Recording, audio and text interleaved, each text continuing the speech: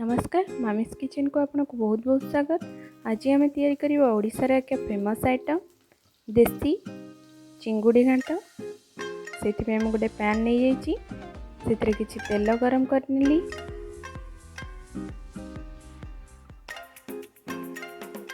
तेलटा गरम हो गलानी। एबे आम चिंगुड़ी पकई नवा।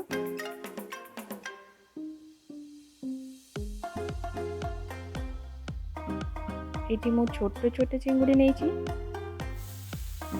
घाटे साधारणतः ये छोट चिंगुड़ी ही पका जाए। चिंगुड़ी को भल भाव धोई नहीं लुण हलदी गोल भल भाव फ्राए करनवा। चिंगुड़ी को बेसी कड़ा करके फ्राए करें। चिंगुड़ीटा भल भाव फ्राए हो जाइए।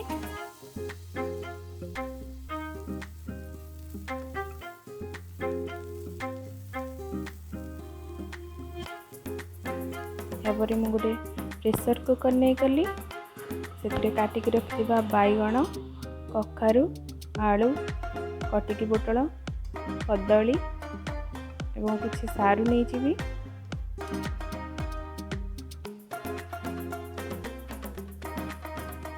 एथिरे आपण मन पसंद जो परिवा आपन को पसंद लगे सेटा पकाई पारिबे।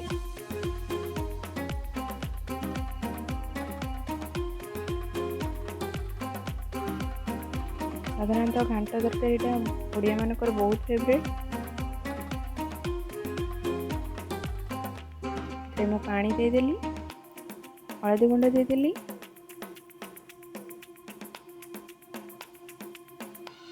किसी लुण देदेली।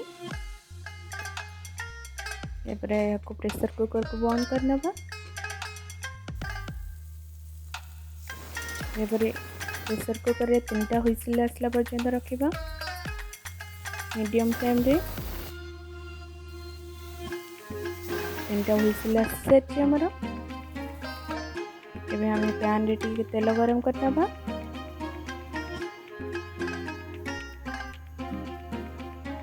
पैन रे 3 ରୁ 4 चम्मच तेल दे दबा। तेल गरम हो गलानी। किसी जीरा देदेली तेजपत्ता देदेली सुखिला लंका देदेली पियाज को ऊपर छोटे छोटे काटिक रखी देदेली। पियाज को भल भाव फ्राए करनवा।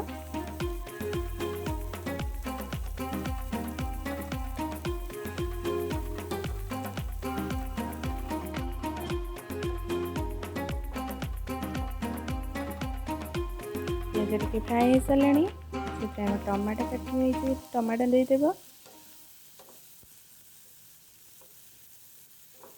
टमाटो को फ्राए करनवा। यापर अदा रसुण पेस्ट देदेव। या भल भाव मिसई नवा। भल भाव मिसैला किसी लुण दे देइछि हलदी गुंड दे देइछि काश्मीरी लाल मिर्च पाउडर पकई नेली कि कलरटा बहुत भल आसीबो। चिकेन मसला टिके पकईदेली आपन चाहे सब्जी मसला पकई पारिबे। या भल भाव मिसई नेली टिके पानी देदेली किसी कस्तूरी मेथी पकईदेली।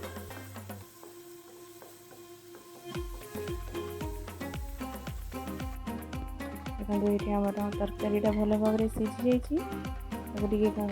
अंकी साइज भल के मिसईदेली तैयारी कर मसलाटा पकईदेली। या भल भाव मिसईदेवा। आमर घांट तरकारी प्रस्तुत हो जाइए। यदि आपको मो चैनल टी भल लगे तेरे लाइक शेयर सब्सक्राइब करेंगे।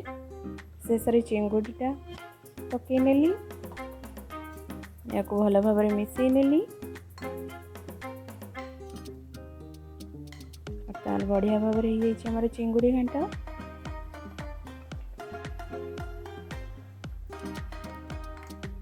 टेस्ट भी बहुत बढ़िया लगे। आप निश्चय घरे ट्राए करूँ और समस्त खाया दिंतु।